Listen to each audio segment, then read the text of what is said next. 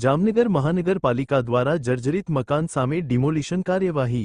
જામનગરના ward number 13ના લોહારસાર વિસ્તારના રૂગનાથ ફળીમાં 80 વર્ષ જૂનું 3 માળનું જર્જરિત મકાન તોડી પડાયું।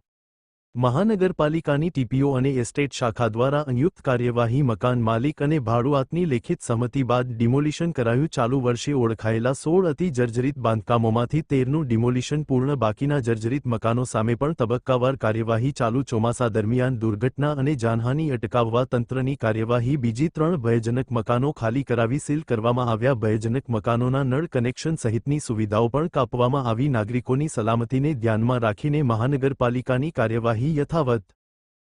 આજરોજ જામનગર શહેરના વોર્ડ નંબર 13 માં લુહારસાર વિસ્તાર જેમાં રૂગનાથ ફળી આવેલી છે તેમાં એક G+2 માળનું જૂનું એક જર્જરિત જે બિન વપરાશી હાલતમાં જે આ મકાન છે રહેણાંક, એનું ડિમોલિશન ટીપીઓ શાખા અને એસ્ટેટ શાખા સાથે સંયુક્ત રીતે હાથ ધરવામાં આવેલ છે।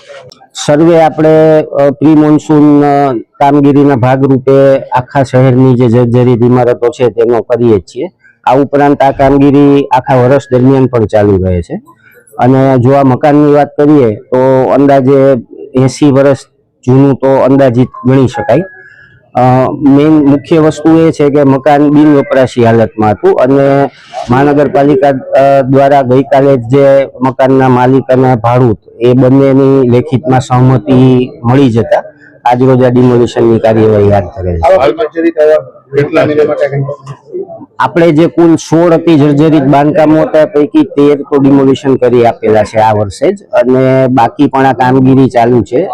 ડિમોલિશન ઉપરાંત મુખ્ય હેતુ એ રહે છે કે કોઈ પણ આવી ઘટના બને તો કોઈ જાનહાનિ ન થાય, એટલે ખાસ કરીને આવા મકાનોને ખાલી કરાવી એ પણ આ એક પ્રક્રિયાનો ભાગ છે અને તેને ધ્યાને લઈ અને 2 કે 3 જેટલા જે એપાર્ટમેન્ટો છે એમને પણ વપરાશ મુક્ત કરેલ છે, તેમના નળ કનેક્શન પણ કાપવામાં આવેલ છે। આમ વિવિધ પ્રક્રિયાઓ દ્વારા આ જે આપણો મુખ્ય ઈરાદો છે કે કોઈ અકસ્માત થાય ત્યારે કોઈ જાનહાનિ નિવારી શકાય તે રીતે મહાનગરપાલિકા ચોક્કસ દિશામાં આગળ વધી રહી છે।